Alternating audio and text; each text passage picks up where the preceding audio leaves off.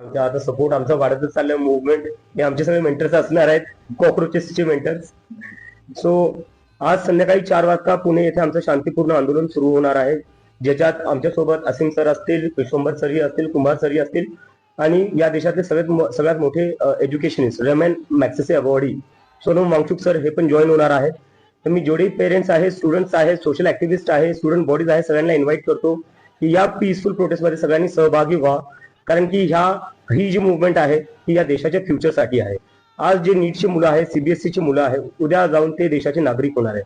त्यांच्यासाठी आपण कसा देश बनवला पाहिजे, त्यांच्यासाठी कशी व्यवस्था असली पाहिजे, या प्रश्नांना घेऊन आम्ही मुवमेंट करतोय.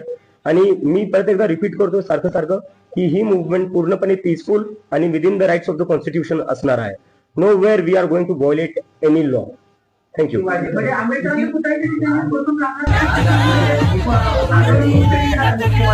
आज आंबेडकरांच्या पुतळ्यांच्या इथं आम्ही मुवमेंट चालू आणि एक 4-5 तास ती मुवमेंट चालेल आणि त्यानंतर मला लखनौला जायचंय, त्यानंतर अमृतसरला जायचंय.